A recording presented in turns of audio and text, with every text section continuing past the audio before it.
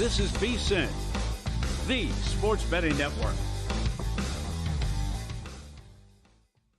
The numbers told the story, they always do. It's one of those idiots who believe in analytics. This is a numbers game with Gill Alexander on VSiN. Good Monday morning to you. It is a numbers game at VSiN, the sports betting network, VSiN.com, Game Plus, iHeartRadio, YouTube TV. Every taking us in, we appreciate it. It's Gill Alexander. This gentleman to my left is producer number 9. So much more than a producer. Kelly Bidlin, everybody. How you doing, man? I'm doing great.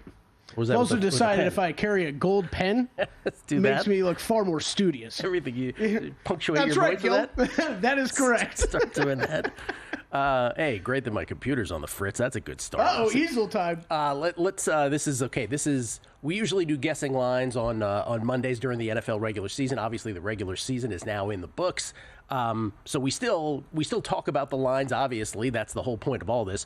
And I did have guesses that I sent you last night, but I am aware of the lines now. But we'll tell you what the guess was, what the lines are, where the value is, according to this exercise. Yeah, I was gonna ask you something in between breaks. Didn't it used to be a thing here in Nevada that they couldn't post lines until the game's schedule was announced? Which I thought was weird, but then MGM was posting stuff immediately yesterday. I don't remember that. Is that true? I don't know. I might just be making that up. Maybe. I mean, Chrissy always waited. My mishpocha, Chrissy Andrews at the South one, always waited till we did the show to post the lines. But I don't think that had to do with Nevada. No, I mean like playoffs for when they were waiting. So like last night, right? We had the big gap of when games finished and when we knew games were going to be played. So despite knowing the matchups, not knowing the schedule is what you're saying. Correct. Yeah. Huh. You could be right. I don't remember that, but you could be right. There's a lot of things I don't remember, Kelly. Way to derail the show early, Kelly. Yeah. Start again, shall we? Let's get through. We're off to a flying start. Let's get through the administrative stuff first. We always started out guessing lines with Survivor updates. Survivor obviously done. And the final answer of how many people get to chop the pot, and I get it, there were probably side chops. There were probably a lot of folks hedging on stuff. Regardless of those details, 8 officially. 8 end up in the choppity chop. 8 of them. $1.78 million is what they all split in the end.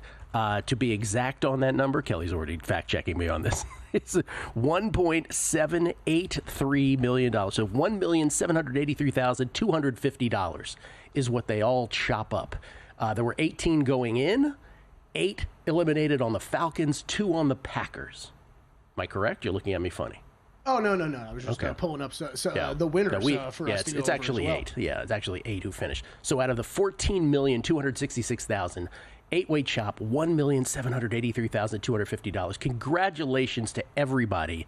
We will obviously get into the details of the 8 that went down on the Falcons yesterday in overtime to the Panthers, and then 2 on the Packers. Man, I feel like I've seen that name Whiskey Business before when we've gone over contest stuff. Yeah, it feels like it, doesn't it? Shout out to all the 8 winners. Congratulations, C3 guys. Picks, Dream Stakes, Meatball Brothers. I know they were on the show last night here in Circa. You hit a 20-team money line parlay where you didn't get to pick the same team twice. It's just awesome. It's incredible. It's incredible. In a year of Survivor where the first 5 weeks were historic carnage, where over 98% were eliminated, and then the last stretch of the year up until the final 2 weeks was historic stagnation, where nobody got eliminated. Yeah. You had, as we often do, though, especially when these contests come into play, I think we always go, or I always feel like we go into Week 18 kind of underselling how much drama we're going to have, and then, oh boy, did those guys have to suffer through a lot yesterday to get home. Yeah, man, they did. But again,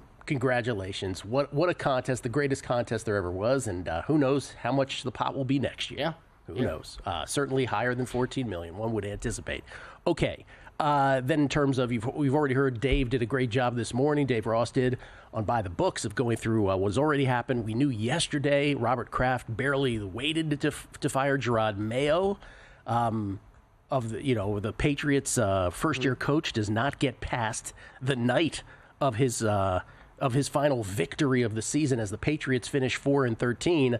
And my whole question with that always is, if you were going to fire him, why'd you let him coach the last game? Why'd you let him do that? Now he won. And now your draft pick is not nearly as good. Instead of having the first pick of the draft, you got the 4th pick of the draft. I'm not sure that was the death knell of all of it. Perhaps it was calling his players soft earlier. Perhaps it was the body of work, but he was gone quick. And then this morning, Kelly. It is weird, though, right? When you make that decision, clearly they had made that decision well in advance of yesterday. And, I mean, how many times are we going to see this play out now? I mean, it's happened multiple times in the past few years where we get these coaches that go out and win the final game and you screw up the whole franchise's draft plans. I think we refer to it as the Lovie Smith event happening. Yeah, just just saw this a little bit before we came on the show. Number one pick odds. You know who's the favorite now? I would imagine Cam Ward is now. Cam Ward, minus 125 favorite now. The Tennessee Titans on the clock with the number one pick of the draft. Browns 2, Giants 3. Those are all quarterback-needy franchises, one would imagine. And the Giants get the booby prize of being third in the end. Way to go, Giants. Patriots 4th now. Jaguars 5, Raiders 6, Jets 7. And you see the rest. There you go. Up until the Falcons who become, the Bengals and Seahawks become the teams that get the booby prizes of best teams to miss the playoffs. So they get 17 and 18. But also this morning, Doug Peterson fired for the Jacksonville Jaguars as well. We also learned that Brian Daboll, Joe Schoen, coach and GM, respectively, for the Giants, they stay, as will both coach and GM for the Browns, the Colts, and the Dolphins. That much we know. So there you go on that. Yeah, I don't think any huge surprises there, right? No, I don't. I mean, Daboll staying and Schoen staying, a little bit of a surprise to me. Not like massively so, but somewhat. I'm not as surprised as about Dable. Shane's a little interesting. He's coming back. Yeah. Well, I don't know. I thought Dable would be the first one to go, even though Schoen botched the whole. I mean, listen, they signed. It's not a great franchise. They signed Daniel Jones, and then all ensued from there. Right. Yeah. All decision making ensued from there. Okay, shall we get into it? Because I have way too much to talk about on this show. Yeah, so many things. Let's do these chronologically. It is Super Wild Card weekend, so you get 3 on Saturday. No, pardon me. 2 on Saturday, 3 on Sunday, 1 on Monday. Let's start with Saturday. Love the new format. All right, Saturday, 4:30 Eastern Time, Chargers at Texans in their normal playoff time slot. That was the first reaction to the schedule coming out. I was like, the Houston Texans streak is alive. They have been to the postseason 8 times, all 8 of which they get the early Saturday time slot. Tell me your franchise is not valued without telling me your franchise is not that valued. The number 5 seed Chargers get it done, and they get it done because the Steelers lost on Saturday to the Bengals. The Chargers beat the Raiders yesterday, and therefore the Chargers move from the 6 seed to the 5 seed, the coveted 5 seed, to get to travel to the Houston Texans, who we talked about last week, probably the team in the worst form headed into the postseason in either conference. Houston started C.J. Stroud yesterday for a drive. He was perfect on the drive, 6 for 6 for 50 yards, got a touchdown pass, and that was that for C.J. Stroud. It was Davis Mills from that point forward. Again, in the line, that was the one thing I got right yesterday more than anything, which is how are the Titans, how were they favored over and over? They were favored, then it went to a pick'em, and then before the game they went to be favored again, and it's like they still the Titans. They're still the Titans. And there was decisions in that game that corroborated the handicap, which is we're just going to kick a field goal here. There's a lot of that. I finally joined you. I took a piece of first half, so that was good. I was shocked to see it over the when it moved back yesterday before the game. I was like, all right, I got to get on the Texans here, at least a little bit. So I guessed here Chargers minus 2.5 on the road at Houston, and the line ended up being. Yeah, it's 3 pretty much everywhere right now. There were 2.5s out there yesterday when this first opened, but it is basically blanket 3. Least exciting game from a fan standpoint? I mean, they're all exciting, but if you had to rank them, least exciting? Oh, good question. I hadn't thought about that. Remember, they reseed in the NFL, so we don't know necessarily who the winner plays. I'm going to go with no, because I expect one of these other games to be a blowout. So as long if you prefer closer games between 2 teams that aren't as good, then yeah, I don't think this is the least exciting. Let me go through some rando notes. These qualify as just interesting stats, interesting notions from what happened, but it ties into what the Chargers did this year. You tell me which of these is interesting to you or not. Maybe none of them are. Maybe all of them are. Hardest strength of schedule this year. This is of the 14 playoff teams. Okay. Hardest strength of schedule when all is said and done. Green Bay, 533 opponent aggregate. win percentage, a lot of that has to do with the fact that they played the Lions twice and the Vikings twice, and that's a 15-2 and a 14-3. And we'll obviously get to that game. Easiest strength of schedule ended up being Washington, 436 opponent aggregate. Now, that's the strength of schedule. How about strength of victory? Okay. These are the best and the worst of the 14 playoff teams in terms of the aggregate win percentage of those that you ended up beating. The hardest or the best strength of victory. Best strength of victory, Baltimore, 525. Worst, the LA Chargers, 348. This team feasted on crap. Yep. So for all the hype, which is justified on Jim Harbaugh's first season. By the way, shout out to Matt Humans because he got this team more right than anybody before the season started when he was strong on the over. It was the schedule, right? More than anything, it was the schedule. Now, Justin Herbert's awesome, no question about that. But just keep that in the back of your mind, that this was a team that feasted more than any other playoff team in terms of their victories on poor competition. Yeah, I think this is a really tough game to bet a side on. I bet the total. I bet under 44 yesterday. I think with how good the Texans defense is playing, them at home, I think it's going to be a tough task for either one of these quarterbacks to put up big numbers. So I bet the under. As far as side goes, Gill, man, it'd have to be Texans or pass. I still think this is a lot. I didn't bet anything, but man, for the Chargers to be laying a full 3 on the road, I'm a little bit surprised by it. I don't love this game either way on the side. For a lot of the reason having to do with who did the Chargers necessarily beat? The Texans look the worst. I mean, with apologies to their performance yesterday, which was fine against a crappy team in the Tennessee Titans. But it's not a game I gravitate towards on the side. Yeah, I'm with you. Yeah. I'm with you. We will get to the other games, of course. More little factoids from the season that you may find interesting or not. You be the judge. It's a Monday after the season, heading into Super Wildcard Weekend, right here on a numbers game at VSiN, the Sports Betting Network.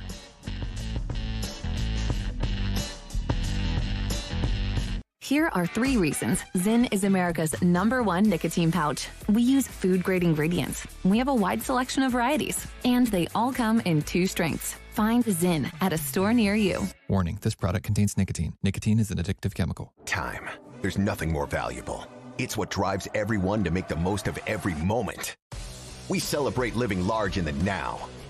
In a city where time disappears, we create experiences that electrify the soul and memories that will last forever. We go big. We go all night. And here, everyone is invited. So get loose and get loud. This is Circa. You'll have the time of your life. On the next Follow the Money, the playoff matchups are set in the NFL, also the FCS title game, and the semifinals with Hall of Famer Nick Bogdanovich from Circa. Follow the Money weekdays, 4 to 7 Eastern on VSiN, the Sports Betting Network. Here at VSiN, we're getting ready for the big game with our biggest deal yet. $59 off a VSiN Pro subscription. With VSiN Pro, you'll unlock daily expert picks delivered straight to your inbox, as well as exclusive betting splits, pro betting guides for every major sport, and access to tune in anywhere on the VSiN Watch app. Get $59 off a VSiN Pro annual subscription with promo code FOOTBALL. Go to VSiN.com/subscribe now and join us on the Sports Betting Network. On the next Follow the Money, the playoff matchups are set in the NFL, also the FCS title game, and the semifinals with Hall of Famer Nick Bogdanovich from Circa. Follow the Money weekdays, 4 to 7 Eastern on VSiN, the Sports Betting Network. Trying to stay ahead of the game? Look no further than VSiN's YouTube page. Find expert analysis, game previews, and best bets from all of our shows. No matter what sport you're looking to bet on, follow @VSiN Live on YouTube for everything you need.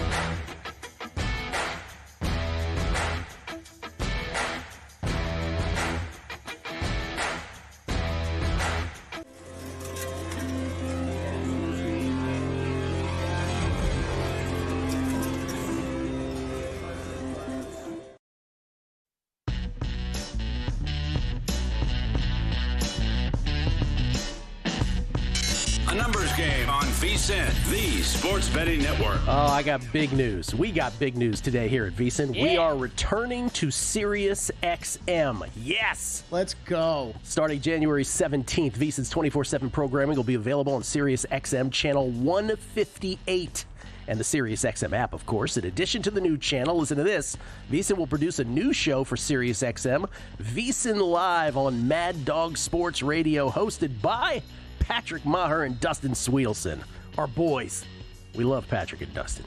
Debuts tonight, by the way, their show from 7 to 10 Eastern on Channel 82. That's VSiN Live on Mad Dog Radio every weeknight from 7 to 10 Eastern. And coming January 17th, VSiN Channel 158 on SiriusXM. Let's go.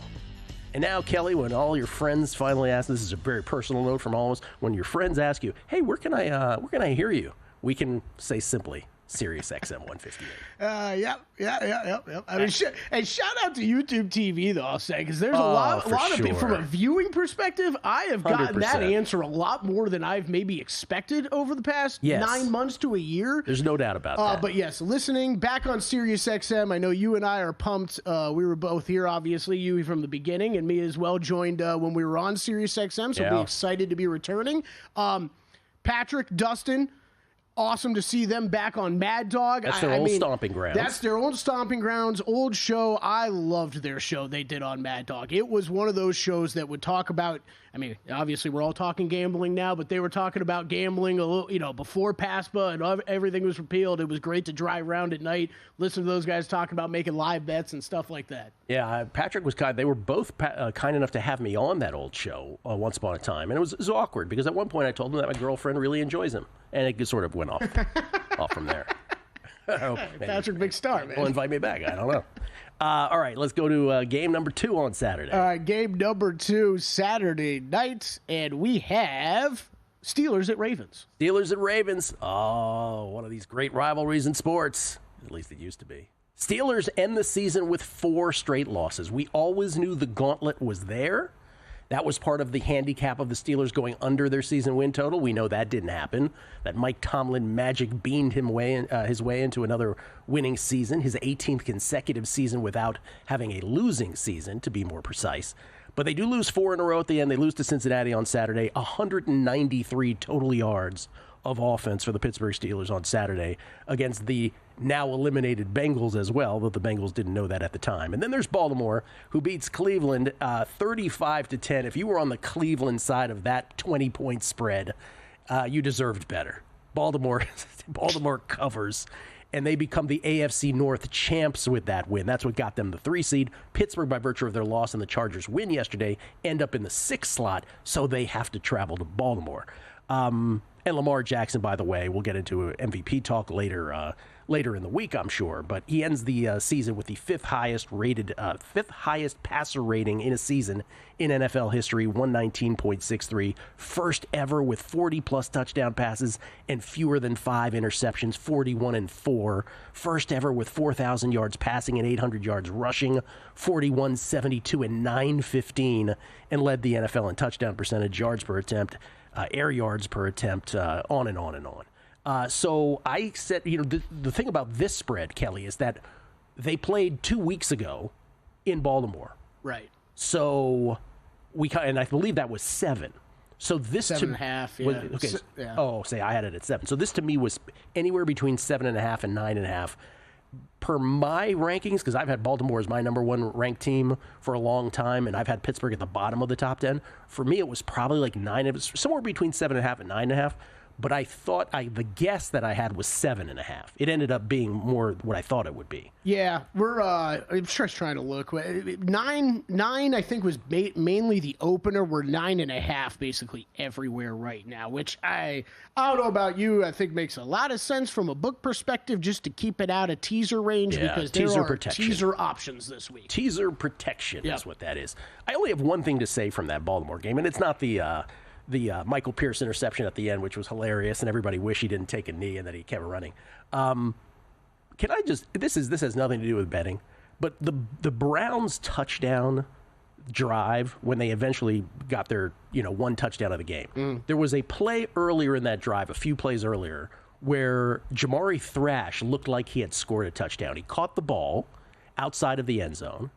He then crossed the plane and then got the ball knocked out of his hands. Gosh, I forgot. Okay, and it went to review, and they ruled no touchdown. And the explanation given is 3 things have to happen. You have to. I don't know what the 3 things are, but the third thing that didn't happen was you have to, go 3 steps. Survive the catch to the ground, right? Or whatever. Yeah. Okay, I get the explanation. Am I the only one, though, who was completely fooled by this? That no. I believe, right, what has always been the case is that the goal line is some kind of magic plane. Right. I have actually had conversations with Mike Carey. Remember former NFL official Mike Carey? Mm-hmm. At the MIT Sloan Sports Conference, this was 12 years ago, where I talked to him about a specific play. It was in the Super Bowl that the Saints were in. Do you remember the Super Bowl where the Saints beat Peyton Manning and the Colts? There was a 2-point conversion in that game where Lance Moore caught the ball from Drew Brees. He was outside of the end zone. He turned around, and the ball went over the plane, right? He came back out, and the ball was knocked out of his hands. And it was ruled because he crossed the plane that it was still a 2-point conversion.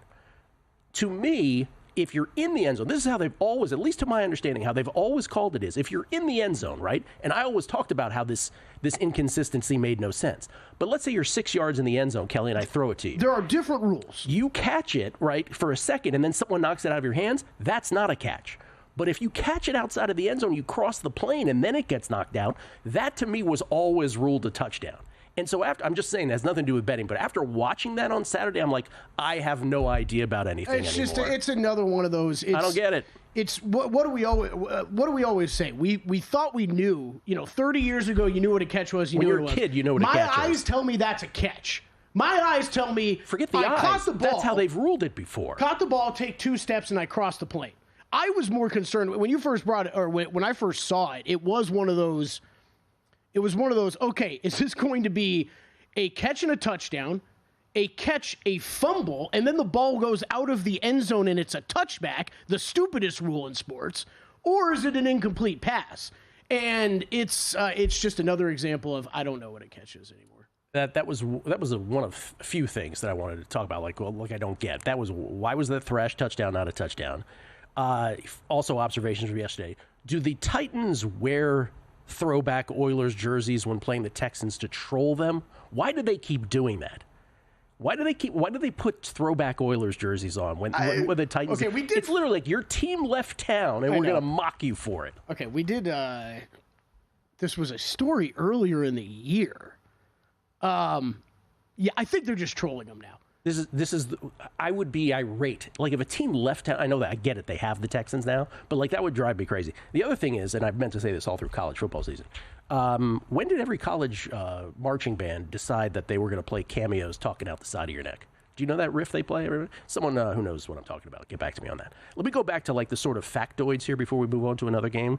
And you tell me if you find any of these. These are just facts and like interesting things from the NFL season. Stats, if you will. We already talked about hardest strength of schedule, best strength of victory. The Green Bay Packers, Kelly, 5-0 versus the AFC this year. 6-6 in conference, 1-5 versus their division. Yeah. 1-5 versus their division. It's a tough division, man. It's a tough division. Again, they had the strongest strength of schedule of all the teams that made the playoffs. We talked about this one before. 3 teams this year did not score more than 30 points in any game this season. The New England Patriots, the Las Vegas Raiders, and the 15-2 Kansas City Chiefs. It's wild. That's a great one. San Francisco 49ers, combined CMC, Ayuk, Debo touchdowns last year. Combined McCaffrey, Ayuk, and Debo touchdowns last year, 40. This year, combined McCaffrey, Ayuk, and Debo touchdowns, 4. That's the only stat you needed before the season to know how this was going to go. There was definitely a moment yesterday during that game, watching the bits and pieces of that Niners game. I don't know about you. I just shook my head multiple times. I'm like, how is this how did they finish with 6 wins? Like, it's shocking. As Josh Jobs throws for over 300, and there's like multiple franchises that can't use him. Okay, by the way, the Niners also have made at least the NFC Championship or missed the playoffs entirely now for 21 straight seasons. Wow. That's bizarro. Yeah. You either make it all the way to the doorstep of the Super Bowl or you miss the playoffs entirely for 21 straight seasons. It's incredible. That's crazy. Washington, who only ended up 2 games worse than Minnesota and Philadelphia, which is just amazing as much as we canonize those 2 franchises this year. Washington's up 12-5. The Commandos have played Tampa Bay or Seattle every playoffs they've gotten into except once since the season after they won their last Super Bowl back in January of 1993. Wait, Gibbs say 1.0. that one again? That every time the Skins have made the playoffs since Gibbs' last year, Gibbs 1.0, the Super Bowl years, they have played either Tampa Bay or Seattle in a historical sort of, weirdness thing every time except once that they've gotten to the postseason. Now, they've only gotten there six times. But it's still weird that you end up playing either Tampa Bay or Seattle, which obviously they're playing Tampa Bay. We'll come back. More games. We'll get to the Sunday games next. Wild Card Weekend. And they're off.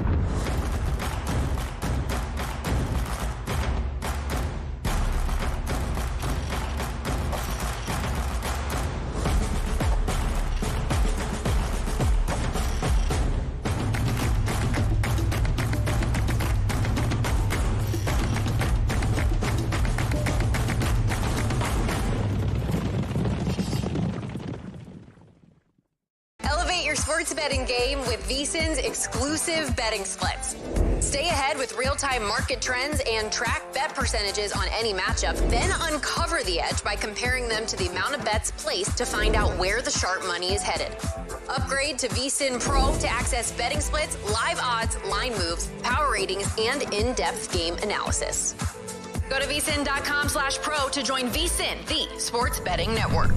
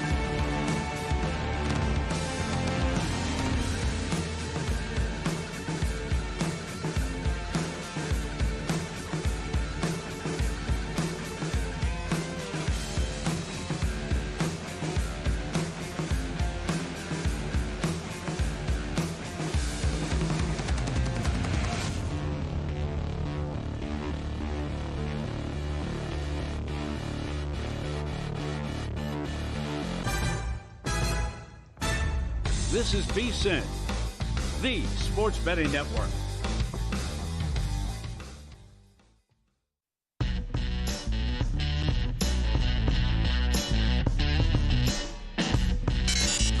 Game on VSiN, the sports betting network. Ready to take your tailgate to the next level? You got to try Sewell's Barbecue. Born from a backyard cookout in a mason jar of unforgettable flavor, Sewell's has become a southern favorite, delighting taste buds from Georgia to the Carolinas. From smoky ribs, mouth-watering wings to the perfect backyard burger, Sewell's turns every bite into a flavor-packed experience. Order now at SewellsBarbecueSauce.com. That's SEWELLS BBQ sauce.com. Flavor this good is just a click away. Skill Alexander. We get tweets at Beating the Book. Always appreciate the feedback. Bob C-137. You know how sometimes you parlay division winners on June 27th, completely forgot anything about doing that, and wake up to a 20-1 payout because the Lions won, but you were mad last night that the Lions won? That's my day so far. A situation only bettors know. That's awesome. Good for you, man. 20-1. Kevin Ryan, Gill, Sam Darnold certainly played himself out of a big money extension last night. But am I the only one last night that thought McCarthy was the water boy? The Sam Darnold thing is interesting, Kevin, because it does, what the Vikings end up doing with him vis-a-vis J.J. McCarthy will come down probably to what they do in the postseason.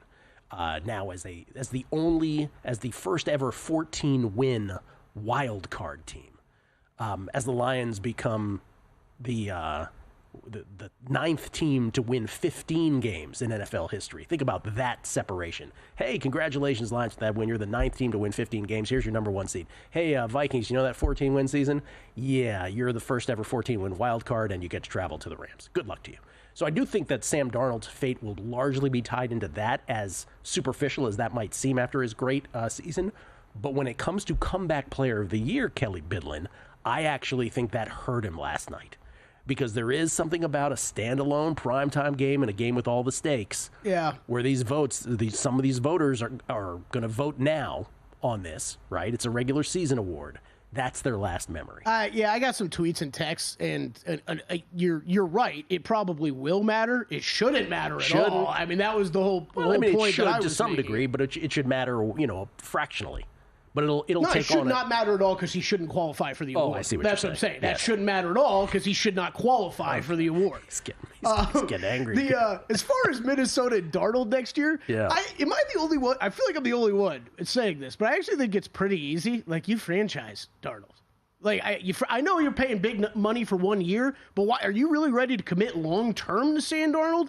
No, I wouldn't be, but I'm also not ready to let him just walk away. And you have no idea what you have in a rookie quarterback. So franchise, then you got two quarterbacks next year to battle and figure it out. And Sam Darnold, look, we've seen this this year in the NFL. Put a little pressure on some of these guys to go out there and perform. Isn't that amazing? Hey. Oh, Russell Wilson's a good quarterback again? Wow. Don't give him 3 seconds to pass. Look what happens. Jason H11. VSiN is back on Sirius. I would like to thank my Lord and Savior Jesus Christ for delivering me from iHeartRadio hell. Well, we'll still be there. We will still be on all the iHeart places, yes. Yes. By the way, we appreciate all of our iHeart stations that carry us. Thank you. On a related note, I hope when Jake Retzloff wins a college football playoff game next year that he recites his entire Torah portion.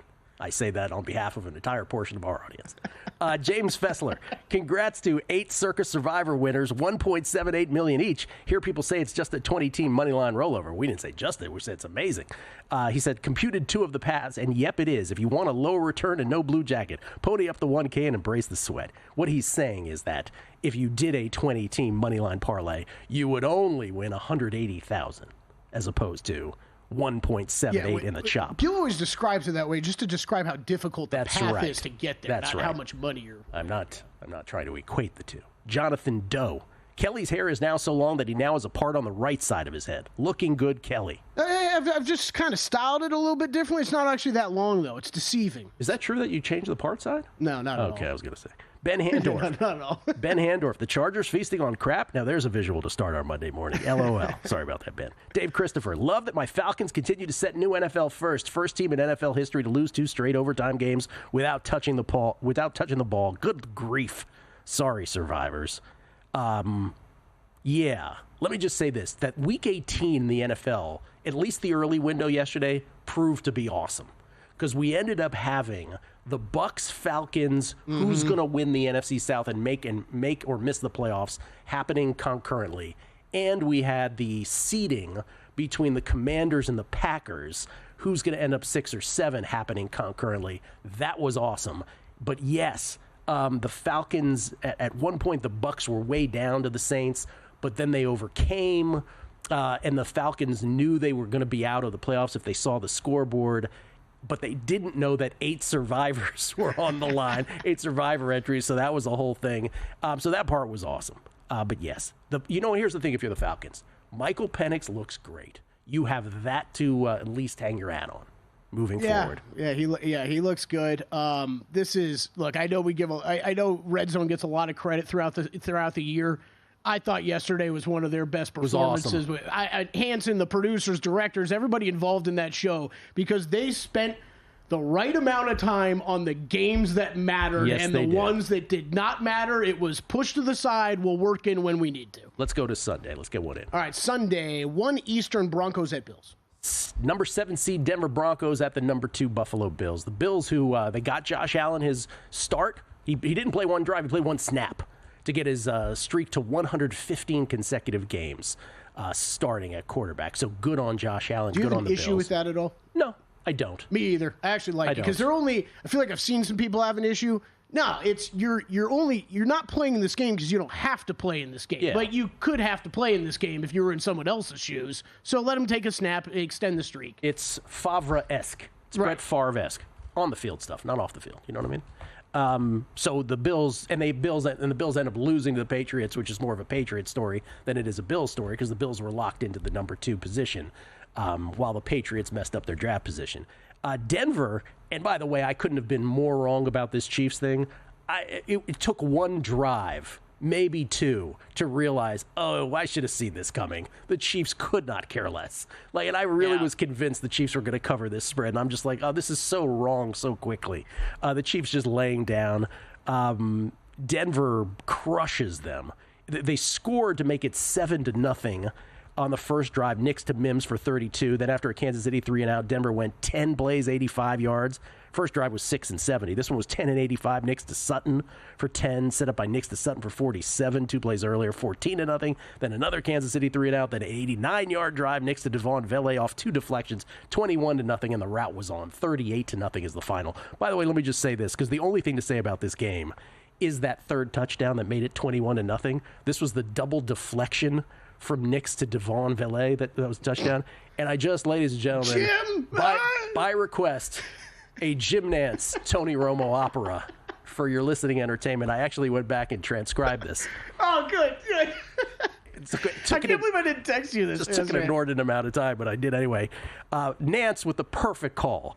Roll it out. Looking for the rookie. Ball tipped and caught. Oh, my gosh, the double deflection and a Denver touchdown. And now, ladies and gentlemen, pregnant pause. Tony Romo in the moment. I know it's incredible, but I think he might have been out of bounds. Oh, man, I don't want to because you had such a great call. But let's see if Let's see if Troutman touches it before right there. Does he touch the ball? If he doesn't touch it, it's going to stand. Does that touch? No, it's going to stand. Thanks, Tony. Appreciate it. We already knew it. With a lot more, did he touch it? I don't know, Jim. The best part was, I know it's incredible, but I think, this is with all the pauses, I know it's incredible, but I think he might have been out of bounds. Oh, man, I don't want to because you had such a great call. But let's see. And here's the killer who goes, if a Denver. He goes really soft. It's like, okay, thanks, Tony. I can't believe I forgot to text you. I was dying laughing when I heard that yesterday. It's like he's playing into the bit now almost. It's just the guy who does the impressions of him. It feels like Romo's trying to copy him now. A caricature of himself. Yeah.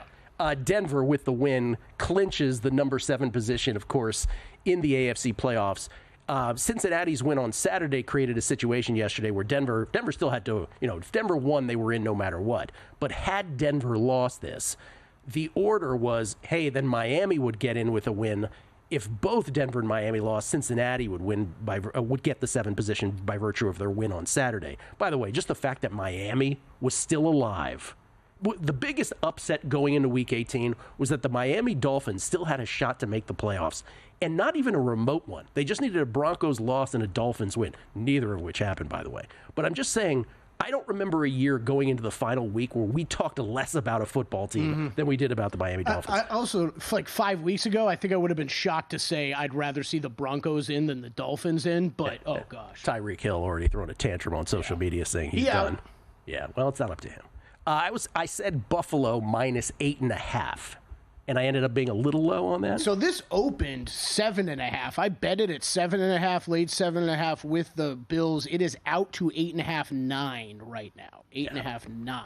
And I don't think anybody would argue with that. No, though I feel like I'm hearing early support for the Broncos. Yeah, of the big dogs, you think that, talking about Pittsburgh and Denver, you think Denver's the more likely to cover? I bet the Bills, so... No, yes, Denver more likely than Pittsburgh. Okay, all right. More games to get to? Super wild card weekend here on a numbers game at VSiN. Got a good thing coming, just wait and see. It's a good.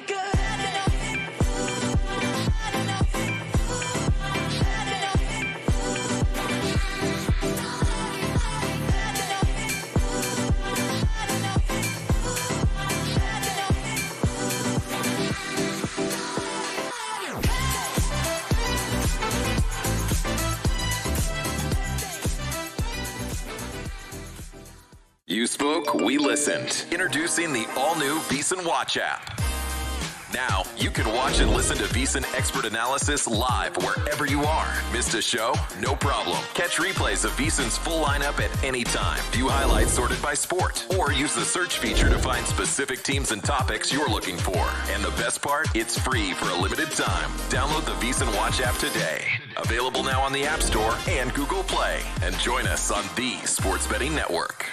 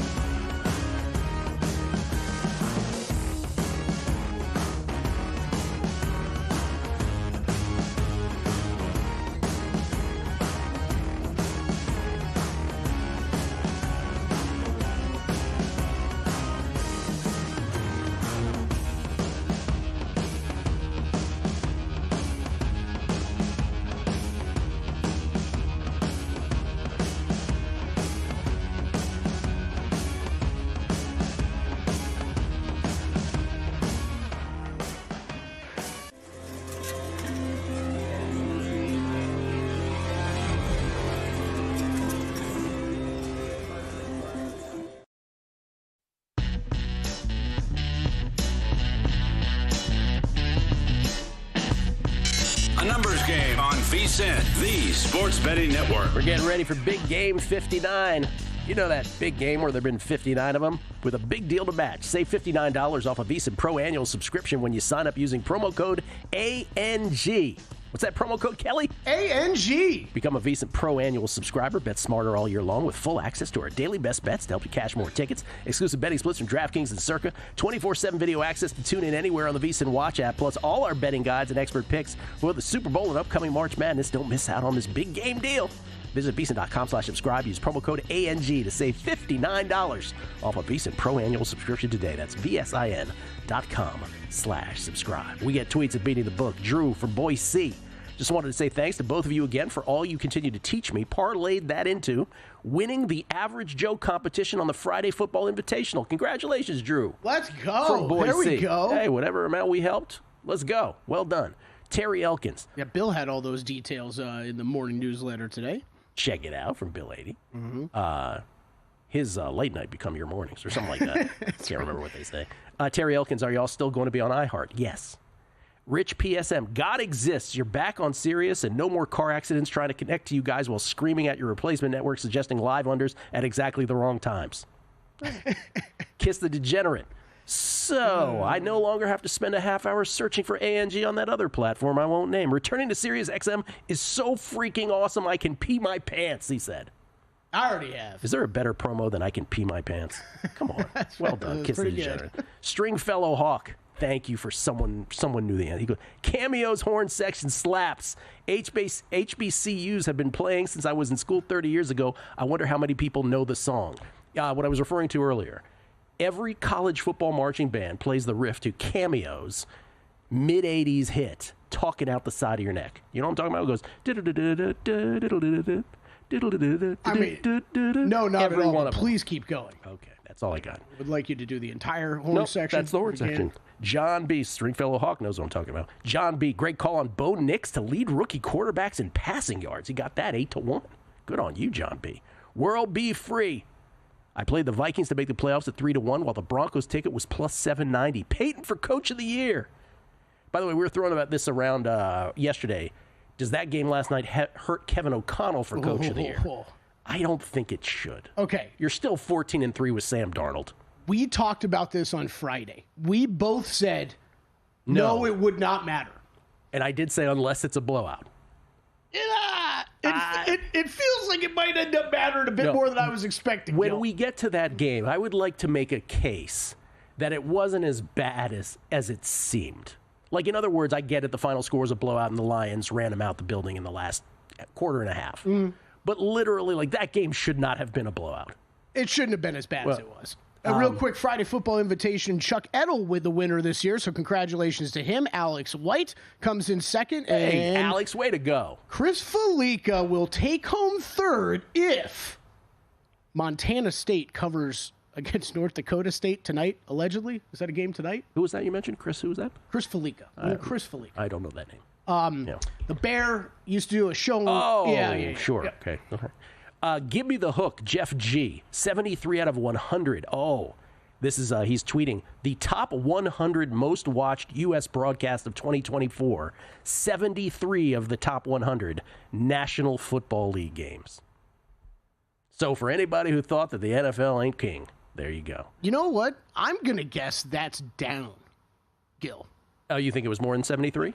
No, I think that in previous 5 years ago, it's actually more than 73. Oh, well, it's a lot of you NFL. got nothing but time on your list. hands, Kelly Bidlin. Do some research on it. I've got so many tabs pulled open already. I gave Gill the full breakdown of the Houston Oilers throwback uniforms. That'll keep him busy.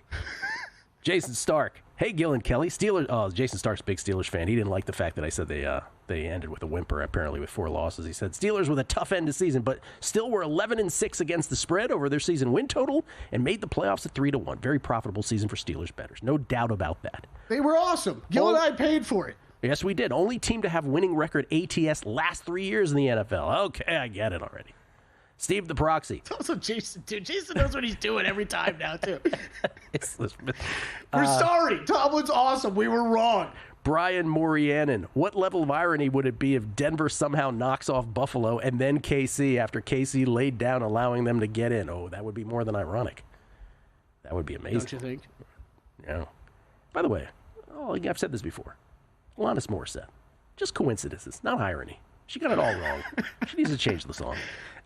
Steve the Prox. Rain on your wedding day? Steve the Prox. I don't know if I can read that. Ben Handorf. Gilly. I've been mentally disagreeing with you about the Lamar versus Allen MVP debate, but I see the light now. A historic season from Lamar in all measures should give him the award, but it goes to Allen because voters are fatigued by Jackson's greatness. Yeah, that could be it, right? Yeah, it could just be that in the end. It very much could be. It's like having 10,000 spoons when all you need is a knife. Oh, it's what I said the other day. Yeah, the hell are you talking about? What do you mean? Sports. I just saw the ridiculous lines from that song. Yeah. I think that's one of them. I think that's one of them. Next game, what do we got on Sunday? Triple header Sunday. By the way, do you like this schedule? I do. I love it. I am a little annoyed Saturday morning, but I know that the reward for having an empty morning is that then you just get a cavalcade of games. My only change would be the Saturday games. I'd like to slide a little earlier, but I feel like that takes you out of traditional football time spots, and then this is go nuts. Arguably the greatest weekend that's ever coming. The two semifinals in college football followed by this Super Wild Card you're weekend. right. Arguably best football weekend ever. Broncos at Bills. We already did that one. We did. You're right. 4:30 Eastern. Packers at Eagles. He's got one job. The 7th seeded Packers, the number 2 seeded Eagles. Eagles took care of the Giants yesterday. This is interesting because we do think Jalen Hurts is playing, right? Yeah. Right? Because here's the thing about concussions, right? With other injuries, you can say, oh, it's 2 to 3 weeks. Oh, it's day to day. Oh, it's whatever. A concussion, you don't know. He passed everything? He's definitely playing, for sure. Green Bay yesterday, this had to do with 2 survivors also who had the Packers. This is one game I do want to go through. Okay, so real quick to your point about that, though. Yeah. He did not practice at all last week. That's what I'm saying. So, and he has to log, 4 practices or whatever to work his way through the concussion protocol. I'm just saying it's potentially the biggest story of anything. Correct. That nobody's talking. That nobody's really talking about. Like, we're just assuming he's playing, Jalen Hurts. Okay. Green Bay loses to the Bears. Bears snap their 10-game losing streak. Mazel tov to the Bears. Bears score first when they put 2 punt returners back, one on each side of the field. One acts like it's coming to him. The punt coverage team doesn't look for the ball, so they just assume that guy's getting it. Love this And play. it goes to the other side of the field. Josh Blackwell jogs 94 yards to the house. I love that play. Awesome. I love it. Tried and true, great one. By the way, I'm so glad more teams are using the hook and lateral now because it's just impossible to stop. 14-3 Chicago. Love hurts his elbow. Jordan Love hurts his elbow and has to leave the game. Malik Willis in. Not to return. Willis came in, 7 plays, 63 yards. Jacobs moves from 9, cut it to 14. 14-13 at halftime, the Bears lead. Let's go to the second half. Green Bay, 4th and 3 at the Chicago 37. They go for it. They fail. Reed, 2-yard loss. Then Chicago, 8 plays, 61 yards. Caleb DJ Moore for 32, mostly yak, touchdown. 20-13 Bears. They decide to go for 2. They fail, but there's a defensive hold, so they get the ball to 1. You know what they say after that? Oh, my God. Let's just kick an extra point. What? It's like, what are we doing? I don't even know. I don't even know who's on the broadcast, but good call because they were calling about this doesn't make any sense at all. Sure. You went for it at the 2, but now you're kicking at the 1. Great. 21-13 Bears, 10:02 left. Okay, later. Green Bay, 4 plays, 51 yards. Willis to Heath for 41, then Emmanuel Wilson for 21. 21-19 Bears, 2-point try fails when the ball just slips out of Willis's hand. 4:28 left. Chicago, with Love warming up now, the drama between Green Bay and Washington, because Jordan Love is now like a Willis Reed thing, warming up on the bench, like, oh, he's going to come because now they see Washington's losing to Dallas. We can get the 6th seed. Oh, boy. Did he sprint out of the locker room, too? Like, at some point I saw him running on the sidelines. What's Jordan Love doing? He never came back. Chicago, 1st and 20 at their own 47, 1:55 left. Remember, they're nursing a 2-point lead. They're trying to just run clock. Caleb to DJ Moore hit by Carrington Valentine. Fumbles recovered by Javon Bullard. Green Bay set up at the Chicago 43. 1:49 left. Love does not enter the game. It's Willis still in. With 1:31 left in the game, the Packers run the ball on 2nd and 4. Instead of draining all the clock and using one of their 3 timeouts, the Packers snap the ball with 15 seconds left on the play clock on 3rd and 2 with 1:05 left on the clock. Then the Packers call timeout at 58 seconds. LaFleur would later say they were deciding whether to go for it or not. 4th and 4 at the Chicago 37. They elect to try a McManus 55-yard field goal. Good. Corkscrews in. Looked like it was going to be terribly low wide left, and instead he makes it 22-21. But because of LaFleur's botchery, they leave 54 seconds left on the clock. Chicago starts at their own 20 with 48 seconds left. Horschauer tackle to start, goes to 3rd and 11 at their own 49 with 14 seconds left. Caleb to Moore for 18, spikes it with 2 seconds left. Santos from 51, good. The Bears snapped the 10-game losing streak. Green Bay ends up as the number 7 seed, even though Washington was winning anyway, so it wouldn't have mattered. They held the Bears to 224 total yards. 2 survivors, thanks to Matt LaFleur, eliminated. Oh. And we're out. Okay, give me 1 sec. I need to load funds into my gaming